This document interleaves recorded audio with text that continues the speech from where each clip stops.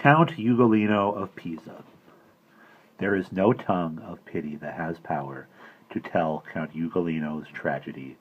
A little out of Pisa stands a tower. There in that tower he was imprisoned, he and all his little children. There were 3, of whom the eldest born was barely 5. O fortune! It was grievous cruelty to put such birds in such a cave, alive. He was condemned to perish in that prison, for Bishop Ugolino had framed lies against him, and the city folk had risen, believing all the bishop could devise, and jailed him, as I said, without supplies, save for some water and a little meat. But these so scant and poor, you may surmise, that there was scarce enough for them to eat. And on a certain day, when came the hour at which their food was usually brought, the jailer shut the portals of the tower. He heard it well enough, but he said naught. There came into his heart at once the thought that they were minded he should starve to death. Alas, that I was born, he said, and sought in vain to check his tears and calm his breath. His younger son, just 3, it was cruel to think of him, said, Dear father, why weep? When will the prison jailer bring our gruel? Is there no bread, a morsel in the keep? I am so hungry that I cannot sleep. If only I could sleep till I were dead. Hunger no more, would then have power to creep. There's nothing I should like so much as bread. Thus day by day the little child would cry, till on his father's bosom down he lay, and said, Farewell, dear father, I must die, and kissed him, and died that very day. Seeing him dead, his father, ashen grey, bit on his arm and cried, Ah, wretched me, bitterest fortune! Thou hast had thy way, thy false wheel turns against me, as I see. The other children thought it must be hunger that made him bite upon his arm, not pain. Ah, father, don't do it, cried the younger, but rather eat the flesh upon us twain. Our flesh you gave us, take it back again, and eat enough. Thus both the children cried, but in a day or two, their grief in vain, they crept into his lap, and there they died. He in despair sat on and slowly starved. Thus mighty once, he met his end in jail. Fortune foreclosed on his estate, and carved his greatness from him. Of this tragic tale, those who wish more, and on a nobler scale, should turn and read the great Italian poet, Dante by name. They will not find him fail in any point or syllable, I know it. Nero. Though Nero was a vicious man who lusted as fiercely as a fiend who treads the deep, says Suetonius, and he may be trusted, he ruled the whole wide world. 'Twas his to keep, east, west, north, south. He scored it o'er to reap. Its rubies, sapphires, pearls of orient white, and his embroidered garments, heap on heap, blazed with them richly. Gems were his delight. A prouder, more fastidious ostentation of pomp no emperor has ever shown. A dress once worn he had no inclination to see again, would scarcely seem to own. His many nets of golden mesh were thrown to fish the Tiber with, just to amuse him. His pleasures were his laws. He made it known that there was nothing fortune could refuse him, and Rome, to please his palate for sensations, he burnt. He killed his senators in play, just for the fun of hearing lamentations and shrieks of pain. With his own sister lay, murdered his brother, carved his dreadful way into his mother's womb, only to know where he had been conceived. Alas, the day that ever man should treat his mother so! Yet at the sight of it he shed no tear. But a fine woman once she was, he said. Wonder it is that he could so appear, to sit in judgment on her beauty dead. And then he bade a table to be spread, and drank some wine, but showed no other grief. Where power and a cruel heart are wed, how deep the poison challenging belief! In youth they gave him an instructor. He taught him to read, and taught him gentle breeding. He was the flower of morality, and that far time, according to my reading, and for a while he mastered him, succeeding in putting his intelligence to use, with suppleness and wisdom. Tyranny and vice in him were not as yet let loose.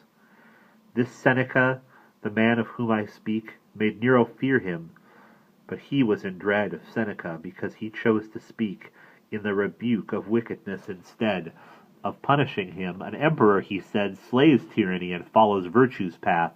So Nero cut his veins for him and bled the man to death. He killed him in a bath. It had been Nero's practice, I should judge, when he was young, to mutiny and rise. Against his master he could bear a grudge, and killed him for it, so we may surmise. Nevertheless, this Seneca the wise preferred to perish, thus lest worse disaster should overtake him in another guise. Thus Nero murdered his beloved master. But as it happened, fortune cared no longer to cherish Nero in his soaring pride.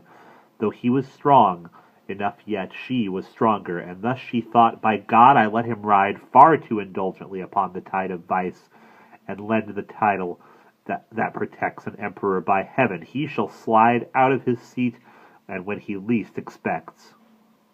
One night the citizens of Rome revolted against his tyrannies and mad ambition, and when he heard the mutiny he bolted alone and sought his friends for coalition.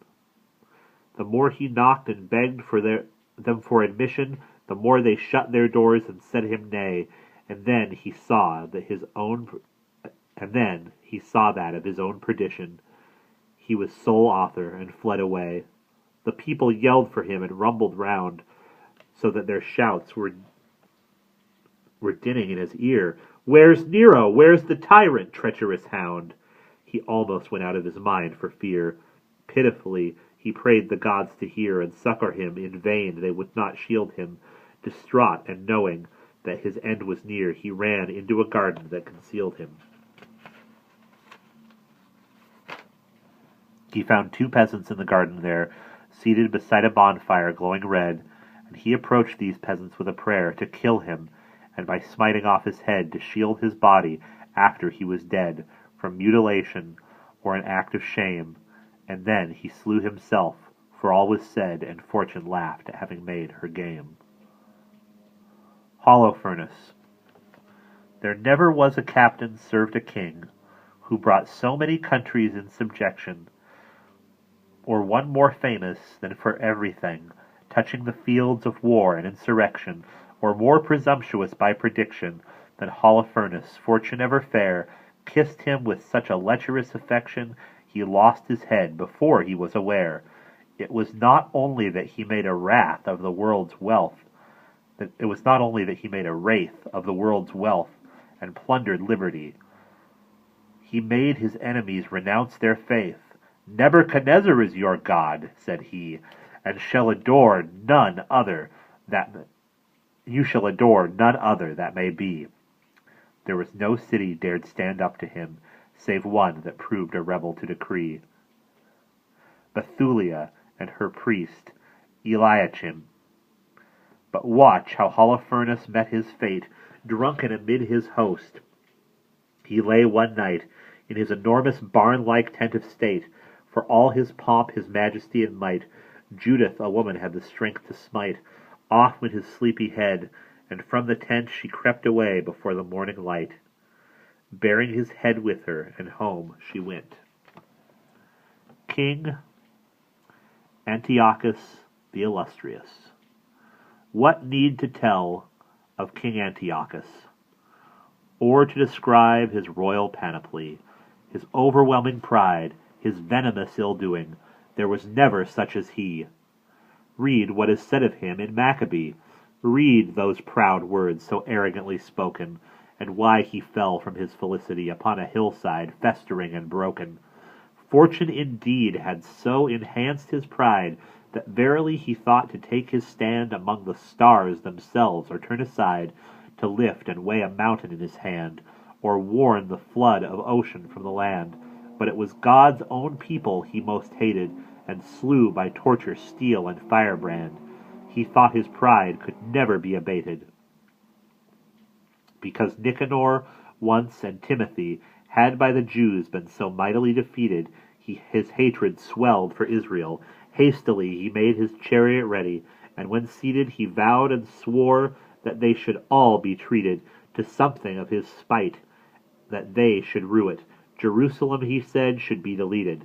He was prevented ere he came to do it. God smote him for these menacing recitals with an invisible and cureless blade that carved his guts and bit his vitals, afflicted with intolerable pain. He yet had little reason to complain. It was a just revenge, for he had often carved out the guts of other men to gain his ends. Their tortures did not make him soften.